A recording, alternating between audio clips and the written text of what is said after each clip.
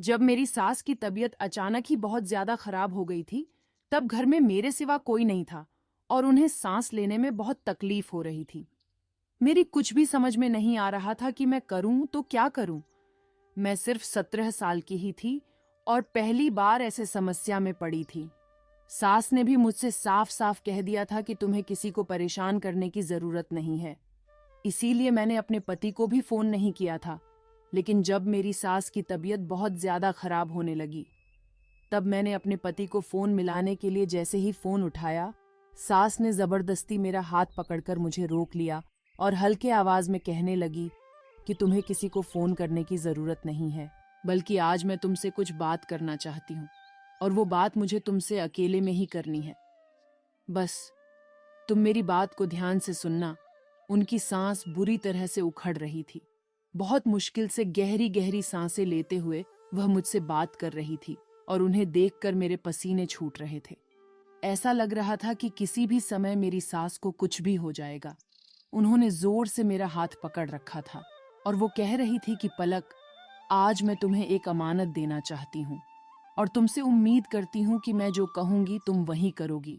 तुम मुझसे वादा करो कि तुम मेरी बात पूरी करोगी। मैंने जल्दी से मैं अपना सिर हिला दिया।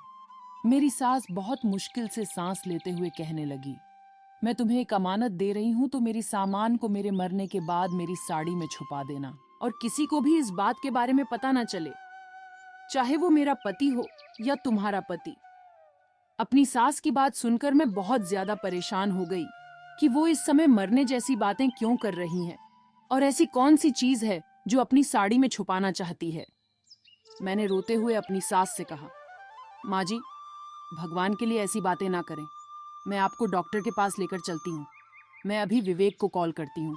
वो आपकी तबीयत का सुनकर दौड़े चले आएंगे। आपको कुछ नहीं होगा, आप ठीक हो जाएंगी। मेरी सास की आंखों से आंसू बहकर तकिए पर गिरने लगे थे और फिर उन्होंने अपने तकिए के नीचे से एक पतला सा चांदी का तार निकालकर मेरे हाथ पर रखा और कहने लगी, पलक, ये बहुत कीमती है। ये मैं तुम्हें अमानत के तौर पर सौंप रही हूँ क्योंकि मुझे अपनी औलाद से ज्यादा तुम पर विश्वास है और मैं जानती हूँ तुम मेरा भरोसा कभी नहीं तोड़ेगी। मैंने हैरानी से इस तार को देखा। वो एक छोटा सा चांदी का तार था, अंगूठी जैसा। मेरी सास ने कहा कि तुम इस तार को मेरे मरने के बाद मेरे साड़ी में चुपचाप रख देना और ये काम तुम इतनी चालाकी से करना कि किसी को भी कानों कान खबर ना हो और मेरे मरने के बाद मेरा अंतिम संस्कार तुम खुद अपने हाथों से करना, क्योंकि ये तुम्हारा फर्ज है। मैंने अपनी सास के मुंह पर हाथ रखा और उनसे कहने लगी, माँ जी, आप क्यों बार बार मरने की बातें कर रही हैं? तब तक तो आप बिल्कुल ठीक ठाक थी। शायद मौसम का असर है, बहुत ज्यादा ठंडी बारिश पड़ने की वजह से आपके लिए सांस लेना मुश्किल हो रही है। अभी हम अस्पताल जाएंगे और देखना फिर सब कुछ ठीक हो जाएगा। मेरी सास मेरी बात सुनकर अफसोस के साथ मुस्कुराई और कहने लगी कि अब मैं ठीक नहीं होऊंगी। मैं जानती हूँ मेरा अंतिम समय आ गया है। बस तुम मुझसे वादा करो कि तुम इस तार को मेरी साड़ी में चुपचाप छुपा कर रख दोगी। मैंने अपनी माँ जैसी सास से वादा कर लिया कि मैं उनका ये हुक्म जरूर पूरा करूंगी और ये तार उनकी साड़ी में जरूर छुपा दूंगी। मेरे वादा करते ही मेरी सास के चेहरे पर सुकून सा आ गया। ऐसा लग रहा था जैसे मेरी बात ने उन्हें बहुत खुशी पहुंचाई हो और फिर धीरे धीरे उन्होंने अपनी आंखें बंद कर लीं और मेरे हलक से एक जोरदार चीख निकल गई।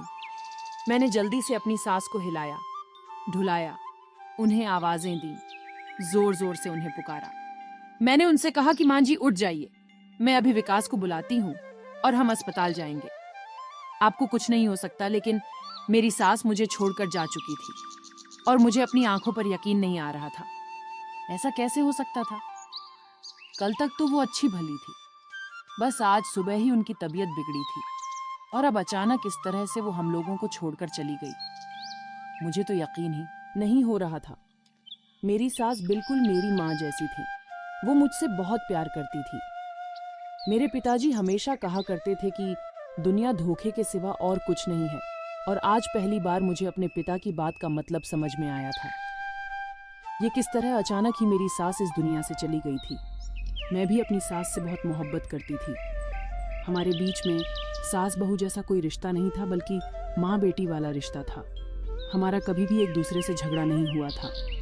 जब से मैं शादी करके इस घर में आई थी, उन्होंने मुझे एक माँ की तरह ही प्यार दिया था, और उनका इस तरह अचानक से हमें छोड़कर चले जाना मेरे लिए बहुत बड़ा सदमा था। मुझे तो अपना होश भी नहीं रहा था। ऐसे ही सदमे में बैठी रही, और वो चांदी का तार भी मेरी मुट्ठी में दबा रह गया था। पता नहीं कैसे मैंने अपने पति को फोन किया और अपने ससुर को भी घर बुलाया। उन दोनों को भी बिल्कुल विश्वास नहीं हो रहा था। दोनों गिरते पड़ते जल्दी जल्दी घर पहुंचे, और डॉक्टर की आने पर पता चला था कि वाकई मेरी सास इस दुनिया में नहीं रही। वो हम लोगों को छोड़कर जा चुकी थीं। घर में हंगामा सा मच गया था। विवेक की हालत भी बहुत ज्यादा खराब थी। किसी को भी इस अचानक मौत पर यकीन नहीं आ रहा था। जैसे तैसे करके मैंने खुद को संभाला और सारे रिश्तेदारों को इस बात की खबर दी।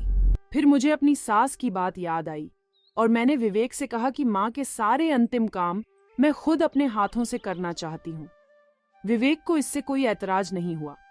मैंने जल्दी से सारा सामान मंगवाया और अपनी माँ के साथ मिलकर अपनी सास को अंतिम विदाई के लिए तैयार किया, और फिर सबकी नजरों से छुपकर उनकी साड़ी के अंदर ही चांदी के छोटे से तार को छुपा दिया, जो मेरी सास ने बहुत भरोसा करके मुझे सौंपा था। मैं नहीं जानती थी कि ये तार किसका था। मेरी सास ने उसे अपनी साड़ी में रखने के लिए क्यों कहा था। एक छोटे से चांदी के तार का साड़ी में आखिर क्या काम था। लेकिन इस समय तो मेरी सास की मौत का दुख ही मुझ पर इतना ज्यादा था कि मुझे कुछ भी समझ में नहीं आ रहा था। बस मैंने अपने सास से किया हुआ वादा पूरा कर दिया था। मेरी सास का मौत सुबह के 9 बजे हुआ था, और तीसरे पहर के समय में उनको अंतिम यात्रा के लिए ले जाया गया था। मेरा हाल भी वैसा ही था जैसे विवेक का। मेरी सास नहीं, मेरी माँ जैसी थी। उन्होंने मुझे बहुत मोहब्बत दी थी। कभी भी मुझे इस घर में माँ की कमी महसूस नहीं होने दी थी। मैंने एक नजर अपने ससुर पर डाली। वो भी बहुत ज्यादा गुमसुम से थे। घर में किसी ने भी रात का खाना नहीं खाया था। खाने के नाम पर रिश्तेदारों और गली मोहल्ले वालों ने जरूर अपने पेट भर लिए थे। बड़ा अजीब दस्तूर है दुनिया का भी। मैं और मेरे पति गम से निढाल थे, और रिश्तेदारों के आगे थाल भर भर के खाना परोसा जा रहा था। ऐसा लग रहा था जैसे इन रिश्तेदारों और गली मोहल्ले वालों का आखिरी खाना हो। वैसे टूटकर हर किसी ने खाया था। किसी को भी हमारे दुख का कोई एहसास नहीं था, और फिर पेट भरते ही एक एक करके सब लोग अपने अपने घर चले गए। घर में मैं और मेरा पति और ससुर जी ही बाकी रह गए थे। वो दोनों बाप बेटे अब एक दूसरे से अपना मुंह छुपाए अपने अपने गम में डूबे हुए थे। मैं सारे दिन की थकी हारी अपने कमरे में पहुंची तो बिस्तर लगाते ही मेरी आंख बंद होने लगी, और मेरी आंख बंद होते ही मुझे याद आने लगा कि किस तरह मेरी सास ने मेरे सामने अपनी आंखें बंद की थीं। उस समय वो कितनी तकलीफ में थीं, जबकि कल तक तो वो बिल्कुल ठीक थी। अब अचानक ही कैसे उनकी इतनी ज्यादा तबीयत खराब हो गई थी। और फिर वो चांदी का तार तो मेरे दिमाग में ही अटक कर रह गया था कि आखिर वो तार कहाँ से आया था, और मेरी सास ने उसे अपनी साड़ी में क्यों रखवाया था। ये सब के पीछे क्या मकसद था। मुझे किसी बारे में कुछ पता नहीं था। किसी अपने का ऐसे अचानक छोड़कर चला जाना इंसान को तोड़कर रख देता है, और मैं भी इस समय उसी समस्या से गुजर रही थी। मैं अपनी सच्चाई कहती हूँ, ऐसे अचानक से चले जाना बर्दाश्त नहीं कर पा रही थी। मैंने सोचा था कि मैं बाद में विकास से इस बारे में पूछूंगी, लेकिन फिर मुझे अपनी सास की कही हुई बात याद आ गई। उन्होंने मुझे सख्ती से मना किया था कि मैं इसके बारे में किसी को भी कुछ नहीं बताऊंगी, और मैं अपनी सास से किया आखिरी वादे को तोड़ना नहीं चाहती थी। इसलिए खामोशी से आंखें बंद करके अपने बिस्तर पर लेट गई। लेकिन नींद मेरी आंखों से कोसों दूर चली गई थी। मेरी सास का प्यार और मोहब्बत भरा चेहरा मेरी आंखों के सामने घूम रहा था। मुझे वो दिन याद आ रहे थे जब जब माँ जी ने मुझ पर बहुत प्यार लुटाया था, और फिर मुझे ऐसा लगा जैसे किसी ने मेरी कमर पर हाथ रखा हो। मुझे लगा शायद विवेक कमरे में आ गए थे और मुझे पता ही नहीं चला। लेकिन जैसे ही मैंने पलटकर देखा तो मेरी चीखें निकल गईं। मेरा नाम पलक है। जब मेरे एग्जाम्स करीब आ रहे थे और मैं बहुत मुश्किल से अपने एग्जाम्स की तैयारी कर रही थी, मुझे किसी ऐसे टीचर की जरूरत थी जो मेरे मैथ्स के विषय को तैयार करा सकें। मैं अपनी पहली क्लास से ही मैथ्स में बहुत कम नंबर लेकर पास होती आ रही थी, और ऐसे ही अब मेरे क्लास 10 के इम्तिहान थे। मेरे पापा को मेरी बहुत ज्यादा फिक्र रहती थी। मेरे पिता चाहते थे कि मैं आगे बहुत ज्यादा पढ़ाई करूं, लेकिन मेरे नंबर देखकर मेरे पापा बहुत ज्यादा परेशान रहते थे। वो हमेशा मुझे कहते थे कि तू बिल्कुल अपनी माँ पर गई है। तेरी माँ ने भी पढ़ाई लिखाई नहीं की और लगता है कि तू भी ऐसे ही रह जाएगी। मेरे पापा ने मेरे लिए एक टीचर का इंतजाम कर लिया। पापा जी ने बताया कि उनके कोई दोस्त है और वो बहुत ज्यादा पढ़े लिखे और काबिल इंसान है। पापा की बात सुनकर मैं बहुत ज्यादा खुश हो गई और सोचने लगी कि चलो अच्छा है, अगर इस बार मैं फेल हो गई तो इसका इल्जाम मेरे सिर पर नहीं आएगा, बल्कि मेरे फेल होने का पूरा इल्जाम पापा के दोस्त यानी मेरे टीचर पर जाएगा। 3 दिन बाद से ही मेरे ट्यूशन वाले सर ने आना शुरू कर दिया। वो अपनी नौकरी से फ्री होने के बाद शाम 7 बजे हमारे घर आते। मैं पढ़ाई में बहुत ज्यादा कमजोर थी, इसलिए मैं रोजाना भगवान से प्रार्थना करती कि आज मेरे सर किसी भी तरीके से छुट्टी कर ले और मेरी जान उनसे छूट जाए। लेकिन वो तो एक भी दिन की छुट्टी नहीं करते थे और मजबूरन उनके पढ़ाने की वजह से मैं मैथ्स में बहुत अच्छी होती जा रही थी। मेरे पेपर अब बहुत नजदीक आ गए थे और मेरा मैथ्स का पेपर इस कदर अच्छा हो गया था कि मुझे खुद भी यकीन नहीं आ रहा था। और जब मेरा रिजल्ट आया तो मेरे सबसे ज्यादा नंबर मैथ में ही आए थे और ये सब कुछ मेरे सर की वजह से हुआ था। मैं उनकी बहुत ज्यादा शुक्रगुजार थी और पापा ने भी उनका बहुत ज्यादा एहसान माना था। और इसी खुशी में पापा ने उन्हें घर पर दावत देकर बुलाया। जब सर हमारे यहाँ दावत में आए, अचानक से उन्होंने मेरे पापा से ऐसी बात कही कि वो भी हक्का बक्का रह गए। सर ने बहुत मोहब्बत से मेरे सर पर हाथ रखा और मुझे दुआएं देने लगे। कहने लगे कि मुझे पलक बहुत पसंद है, बहुत ही भोली भाली सीधी सादी सी बच्ची है और मैं चाहता हूँ कि ये मेरे घर की रौनक बन जाए। मैं सर की बात को समझ नहीं पाई थी, लेकिन पापा के चेहरे के रंग ने मुझे सब समझा दिया था कि सर क्या कहना चाह रहे हैं। मैं एकदम घबराकर अंदर की तरफ चली गई और कमरे के दरवाजे से लटकर खड़ी हो गई और उन दोनों की बातें सुनने लगी। मेरे सर मेरे पापा से कह रहे थे कि मेरे बेटे विवेक में कोई कमी नहीं है, बहुत अच्छी नौकरी करता है और हमारी पलक बेटी को बहुत खुश रखेगा। सर की बात सुनकर जहां पापा के चेहरे पर खुशी आई थी, वहीं मेरे पापा को मेरी फिक्र भी सताने लगी। कहने लगे कि पलक तो अभी सिर्फ 17 साल की ही हुई है और इसकी पढ़ाई भी अभी अधूरी है। इतनी जल्दी तो मैं इसकी शादी के बारे में सोच भी नहीं सकता था।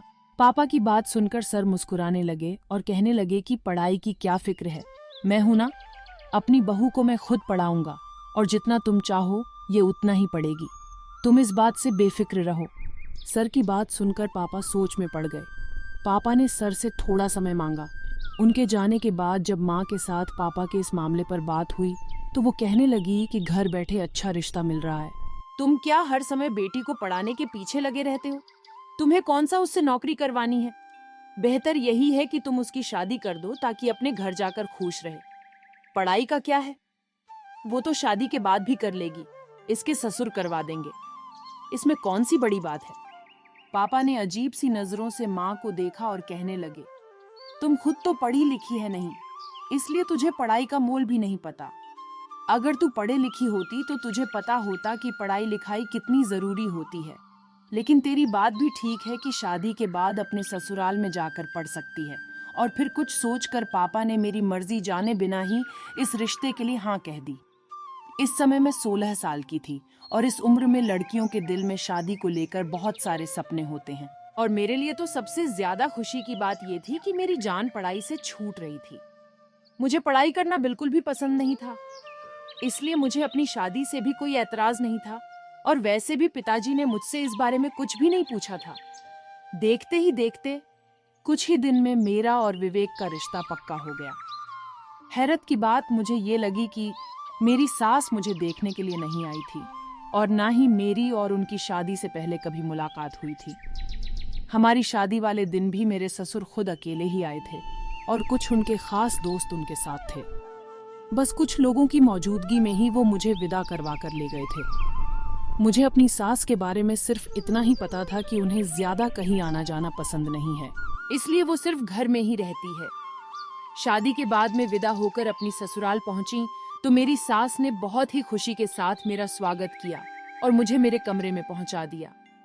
उन्हें देखकर नहीं लग रहा था कि जैसे वो कोई पुराने ख्यालात वाली औरत हो या फिर घर से बाहर नहीं निकलती हो। वो मुझसे बहुत प्यार से मिली थी और मुझसे मिलकर बहुत ज्यादा खुश हुई थी। मेरी बहुत ज्यादा तारीफ भी कर रही थी। मैं दुल्हन बनकर अपने कमरे में बैठी थी। विवेक मेरे पास दूल्हा बनकर आए और मुझे देखकर मेरी तारीफ करते हुए कहने लगे कि तुम तो बिल्कुल वैसी ही हो जैसे मुझे पापा ने बताया था और मैंने तुम्हें बिना देखे शादी के लिए हाँ कह दी थी। क्योंकि मुझे पता था कि मेरे पापा की पसंद बहुत अच्छी होगी। मुझे अपने पापा की पसंद पर पूरा भरोसा था। ये कहकर विवेक ने बहुत मोहब्बत से मेरे हाथों को पकड़ा और उस पर किस करने लगे। उसके बाद विवेक ने मुझे मेरी मुंह दिखाई का गिफ्ट दिया। गिफ्ट देखकर तो मेरी आंखें फटी की फटी रह गई थी, क्योंकि वो... आपको क्या लगता है विवेक पलक को मुंह दिखाई में क्या दिया होगा? और अब उस चांदी के तार का राज खुलेगा, और अगर राज नहीं खुला तो क्या होगा? ये सभी प्रश्नों का जवाब पाने के लिए चैनल को सब्सक्राइब करके बेल वाले आइकन को दबा दें, ताकि अगला भाग